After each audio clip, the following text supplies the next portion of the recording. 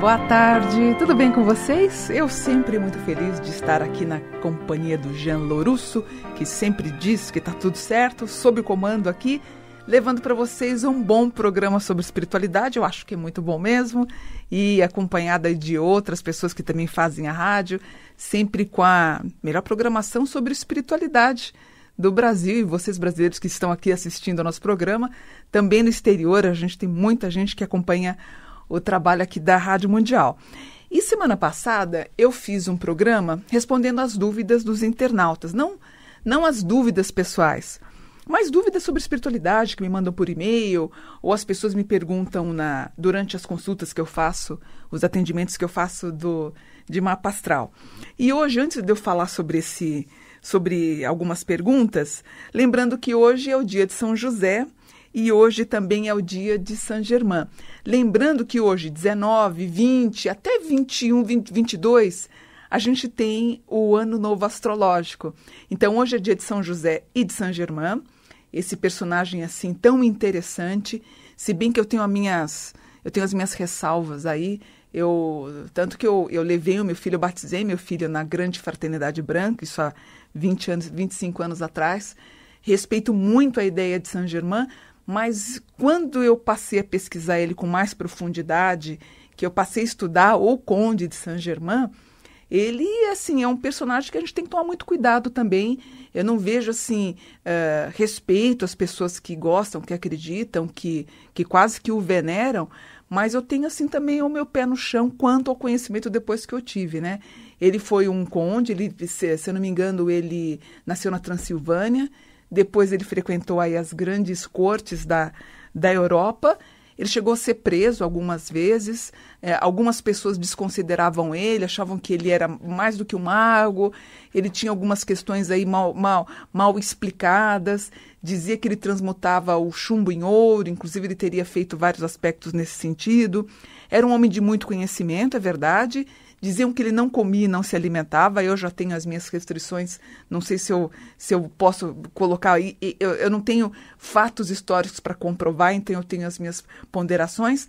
É um personagem interessante, porque ele era um alquimista, um químico, um filósofo, um homem que frequentava as melhores cortes. Uns dizem que Saint Germain ele era absolutamente um homem voltado para o celibato, ou seja, ele não mantinha relação com ninguém, e em outros momentos a gente tem descrições que ele poderia até ter amantes. Então, é um homem, eu acho que um dos mais misteriosos, curiosos. Eu acho que valeria até mais uma investigação sobre a presença de Saint Germain, mas hoje ele representa o 7º chakra, que é um chakra relacionado à espiritualidade, a iluminação, a chama violeta. Eu lembro que quando eu conheci a história de Saint Germain, eu fiquei absolutamente encantada. Coloquei isso nos meus livros, inclusive nos Anjos Cabalísticos, mas é aquela história, né, gente? Depois que você come a maçã do conhecimento, que você também pode estar acontecendo isso com você, quando você passa a conhecer, a ler, se integrar mais, você não aceita tudo, abaixa a cabeça e aceita tudo, né? Você começa a pesquisar, a ler mais livros, a tentar se integrar mais do assunto. Então, tem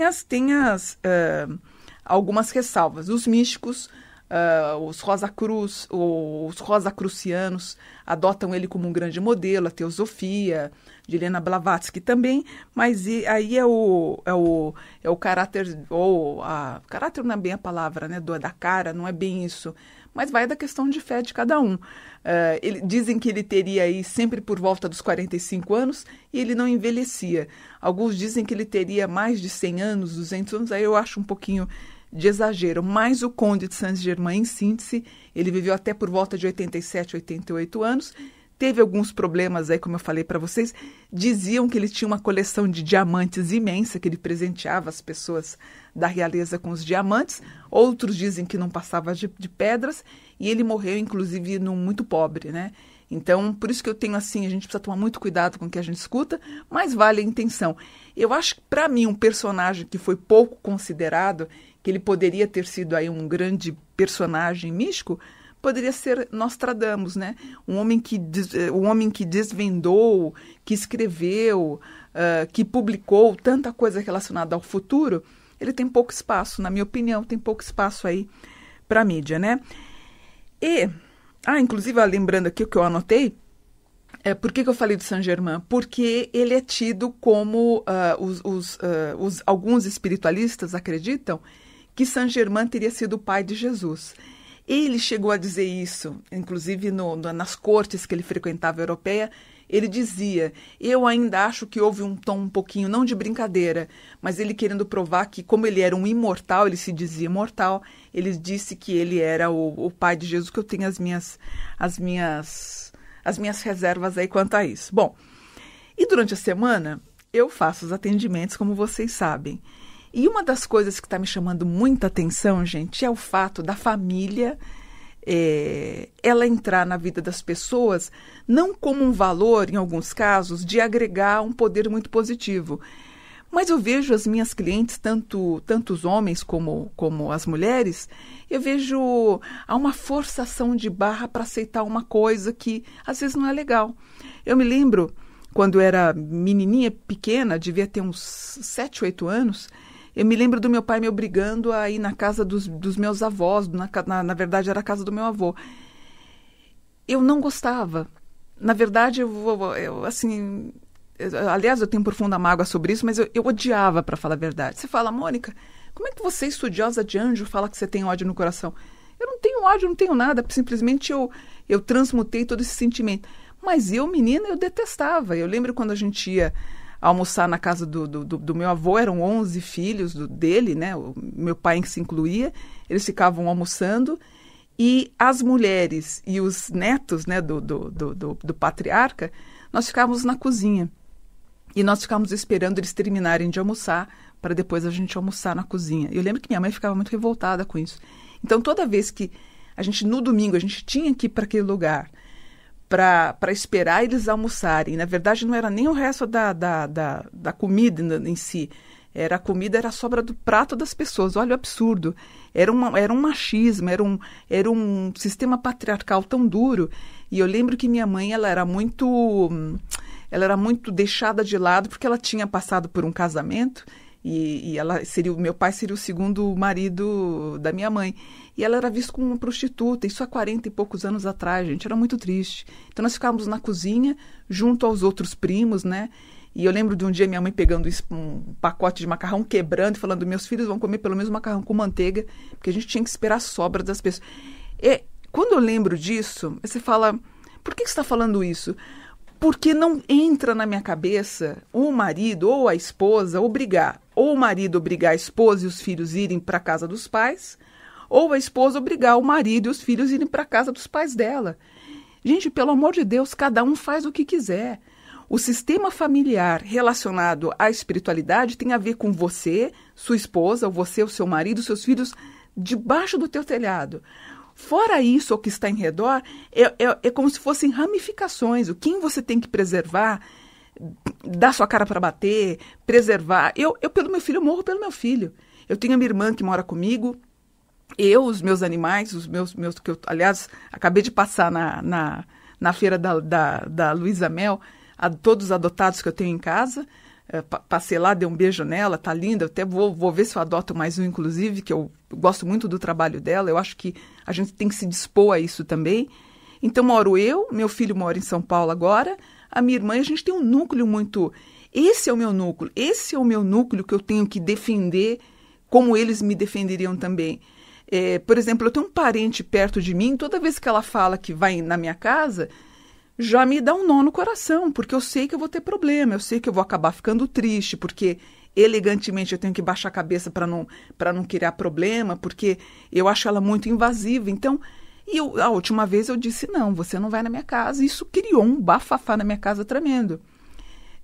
A vida, gente, para mim é para ser vivida, ela não é para ser sofrida. O fato de você, por exemplo, ser gentil, não dá indicativos que você precisa ser passivo.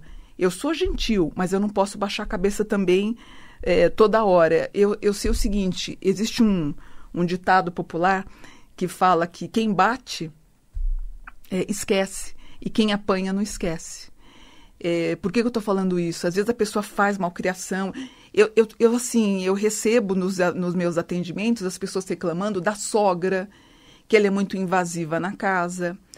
aquela pessoa que acabou de ganhar neném, fica a mãe da pessoa perturbando. Gente, dá um tempo. Da mesma forma que, de repente, você se vê numa obrigação de visitar um parente teu, tua mãe, teu pai, um tio, uma tia, pode ter certeza que eles também na casa dele, eles não estão querendo receber visita. Você não precisa estender muito. Aliás, hoje foi maravilhoso. Antes de vir para a rádio, eu fiz um almoço em casa, apareceu um amigo do meu filho, o Mike. Uma gracinha apareceu em casa, almoçamos todos juntos. Eu falei, Mike, estou indo para a rádio. Ele, legal, também estou saindo. Foi muito rápido, foi 40 minutos. Tem gente que fica o dia inteiro na casa do outro. Pelo amor de Deus, gente. A pessoa quer descansar, quer deitar, quer dormir, quer assistir um filme, quer roncar, quer fazer o que quiser. E fica a pessoa lá parada, enfiada na casa do outro. Eu fico assim, olha, me desculpe. Eu tenho noção de família, mas a minha família é mais espiritual. Dá um tempo, sabe? Não perturba.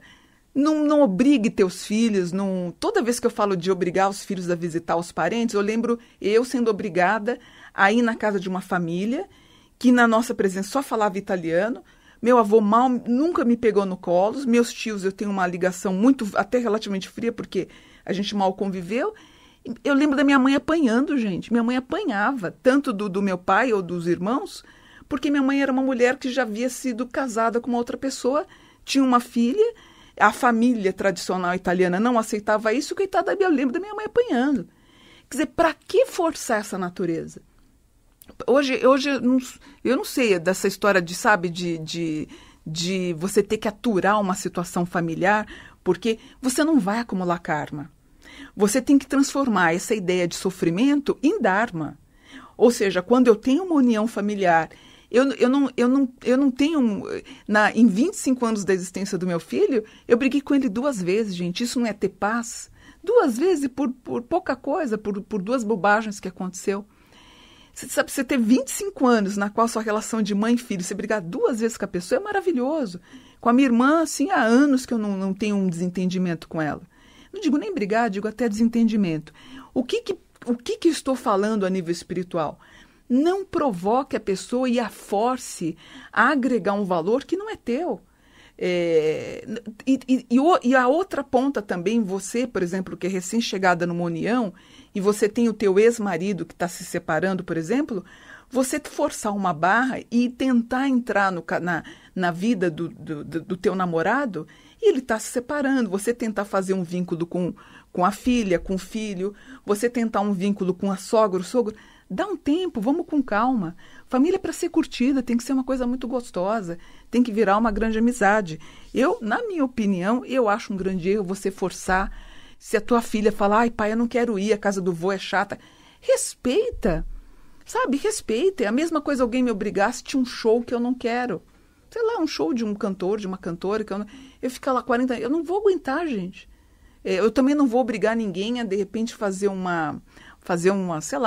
participar de um evento que a pessoa não goste também. Vamos parar de tentar forçar uma natureza. Você não vai adquirir karma. Fique com a sua consciência tranquila. E outra coisa, amor é convivência.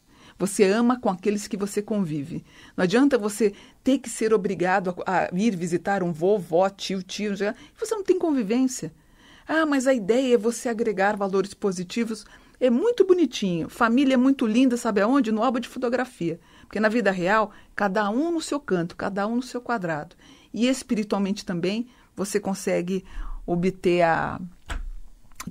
uma elevação, porque você está vivendo com mais tranquilidade, não é? É a minha opinião. É uma opinião de uma pessoa que exerce a função espiritual há 38 anos, tem muita prática nisso, em relação a ouvir as pessoas e ver o que está trazendo angústia para elas. Não se deixa angustiar, nada vale a tua angústia.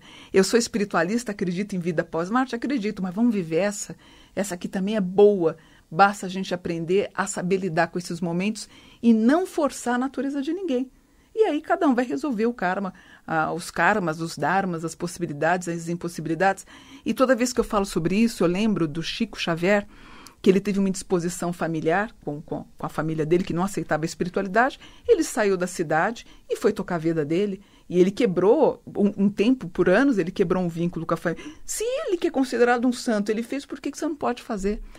Para que você vai passar o domingo triste? Para quê? Ouve meu programa, fique ótima, maravilhosa aí. Não esquenta a cabeça, não. Pensa no que eu estou falando e você, para o marido que está ouvindo e para a esposa que está ouvindo, não força a barra. Se a gente força a colocar um sapato apertado, dói, por que você vai forçar uma coisa? Força nada, viu? Outra coisa, fiz uma consulta com uma moça também, um estudo, né, astrológico dela, e ela tem uma lanchonete. Ela falou, Mônica, minha lanchonete está tão parada, o que aconteceu? Será que fizeram macumba? Será que fizeram um trabalho? Gente, o Brasil é o único lugar no mundo que toda vez que tem uma dificuldade, ele diz que foi macumba. Por que vocês não param para pensar e imaginar que a lanchonete não está indo bem porque a minha qualidade não é boa, a lanchonete não está indo bem porque o Brasil está passando por problema, a lanchonete não está bem porque eu estou deixando de ser carinhoso ou atencioso com as pessoas? Por que só no Brasil a pessoa acha que está macumbado? E, gente, isso é muito pobre. É de sentar e chorar. Você fala, Mônica, você não acredita em macumba? Eu não boto fé nas pessoas que fazem. São muito medíocres. Se você cai nessa história, problema teu. Eu não caio nisso. É muito pobre. As pessoas que exercem esse... porque fez... Gente, é muito medíocre, pelo amor de Deus. Você é superior que tudo isso. Sabe, você é uma pessoa inteligente. Haja com inteligência. Sabe, Deus é uma potência e inteligência. Os anjos da guarda são extensões de Deus. Se você acredita em Deus, se você acredita na proteção do teu anjo, você acha que algum mal vai te atingir? Geralmente, quando acontece alguma desavença nesse sentido, a pessoa fala, foi um trabalho que fizeram. Ou acontece muito, Mônica, meu marido separou e fizeram uma macumba para ele. Será que você não entende que o casamento desgastou e ele pode não ter tido margem para dizer que o casamento estava insuportável? E que, de repente, ele encontrou uma outra pessoa. Como você pode encontrar? Eu tenho clientes, clientes mulheres, que estão vivendo uma situação de casamento e estão na dúvida se vão continuar ou não. Por que não ouvir o coração? É muito difícil? Não é fácil. Você encontrar uma outra pessoa e, de repente, você está sujeito a uma separação e quebrar uma estrutura familiar para começar uma nova, não é fácil. Em muitos casos, dependendo... E eu falo isso com muita segurança, porque eu tenho clientes homens e tenho clientes mulheres que estão passando por situações delicadas. Eu tenho clientes que choram para falar, Mônica, eu conheci uma outra pessoa, eu estou muito angustiado se eu fico com ela ou se eu fico com a minha esposa. E você tem todo um processo de uma separação na qual as pessoas amam os filhos. É muito difícil. Você pensar em viver com uma outra pessoa, começar uma nova vida, como é que ficam os filhos? Acontece. Quando meu pai se separou da minha mãe, isso há trocentos anos atrás, ele não pensou nos filhos. Problema dele. Ele teve o karma dele, eu tive o meu karma. Aliás, um dos motivos que eu me tornei espiritualista foi esse. Eu tive que manter minha família. Eu lembro que foi uma situação muito desgastante. Ele sai de casa e de uma hora para outra eu estava com 18, 19 anos, eu me vi responsável em ser mantenedora da minha casa. Porque ele foi embora, ele já tinha uma outra família, né? Ele tinha uma pessoa, inclusive, que eu gosto muito dela. Ele tinha uma outra mulher, já vivia com uma outra mulher há mais de 10 anos. E quando a minha mãe veio a descobrir, o que acontece? Foi o dia X que a gente falou, olha, melhor você ir embora, começar a vida na real com a tua futura e próxima esposa, já que ele já tinha inclusive uma filha com essa pessoa. Eu tive que cuidar. E a única coisa que eu sabia fazer, o que era? Eu jogava muito bem búzios, jogava muito bem tarô.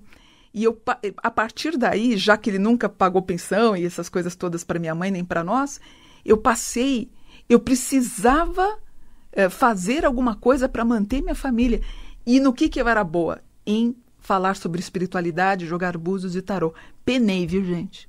Penei. E eu já falei uma vez, e toda vez que eu passo aqui na Consolação para vir aqui para a rádio, a rua na Matias Aires, a rua onde eu jogava os búzios de madrugada, de noite, em bares, para levar dinheiro para casa, e toda vez que eu passo eu lembro, não esqueça do seu passado. Parece que eu voltar a fazer a mídia na rádio faz com que eu relembre dos momentos difíceis que eu passei. E não foi fácil, não. E foi duro você ser mantenedora do nada. Por isso que eu falo, eu entendo muitos homens quando se separam, também existem casos e casos, mas eles têm que refazer uma vida nova, porque geralmente o patrimônio, a casa, o carro, fica com a esposa. E ele tem que pagar uma pensão, ele tem uma vida apertada para começar com essa nova moça. Ou às vezes as moças falam, Mônica, ele não decide para ficar comigo. Eu falo, filha, calma. Ele está passando por uma situação estressante, não dá para ele assumir em seguida uma nova relação. Tudo é muito delicado. Você está perguntando para mim agora, Mônica, você está defendendo? Não estou defendendo nada. Eu quero só que as pessoas sejam felizes, gente. Isso é o que mais importa. Seja feliz do jeito que for. Hoje eu sou feliz solteira, absolutamente feliz.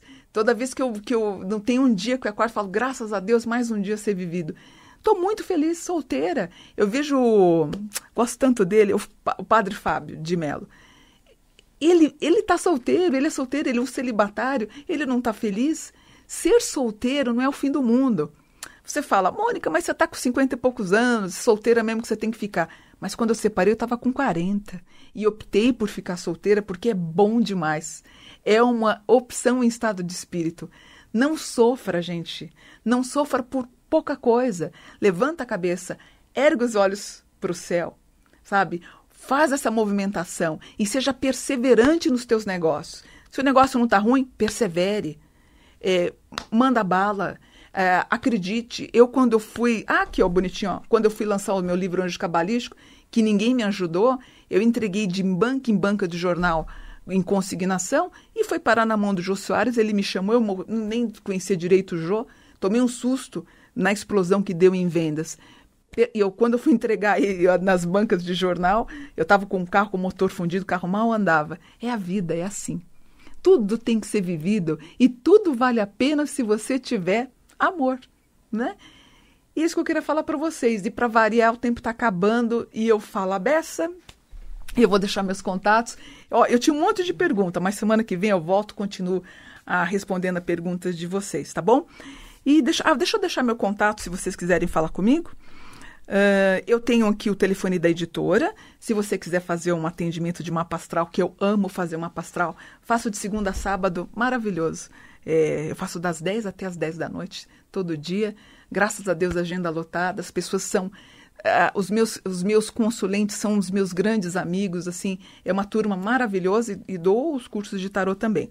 O telefone da editora é o 4708-1950. Se você quiser adquirir os meus livros, sempre eu falo isso, a Saraiva é minha grande parceira, ou você compra no site, que é o www.companhiadosanjos.com.br. Que mais? No Facebook, eu estou como Mônica Buon, B-U-O-N, Mônica Buon. Você me encontra lá, eu tenho uma fanpage que eu todo dia estou postando coisas super legais, imagina, todo dia, postagens de incentivo para você ficar feliz, para você ter um bom dia. No Instagram, também me segue lá. Aliás, eu estou postando um vídeo agora ao vivo no Instagram.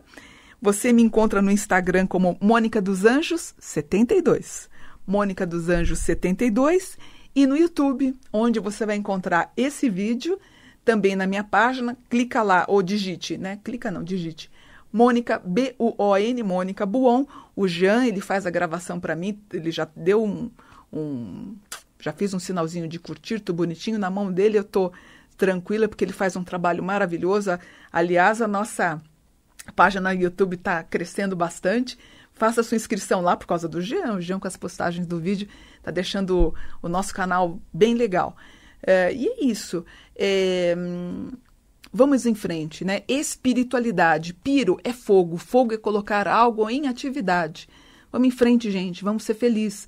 Não deixe que ninguém force a você fazer nada. Chega para a pessoa que quer te forçar a sair de casa, fazer alguma coisa, fala, não, eu não quero, eu quero ficar em casa, eu quero descansar, eu não quero passar por problema. Não adianta você visitar um parente, no meio do caminho você chega até a vomitar de angústia, de tanta pressão, ou aquela tia estranha, pai estranho, avô estranho. Fica tranquilo. Não adquira karma, não. Pelo contrário, continue na perseverança e na preservação do teu Dharma. Vai por mim, seja feliz, que é o caminho. Se eu puder dizer que eu sou uma mulher feliz por ter feito exatamente isso, sou muito feliz, gente. Graças a Deus, com a proteção de Deus e dos anjos. E é isso. Eu vou encerrando então mais um programa. Semana que vem eu volto para mais. Provavelmente eu devo vou responder as dúvidas das pessoas, como eu tenho feito aqui, e a gente vai trocando uma ideia, tá bom? Gratidão, namastê e até domingo que vem para mais um programa. Mônica Bonfilho, até lá. Tchau.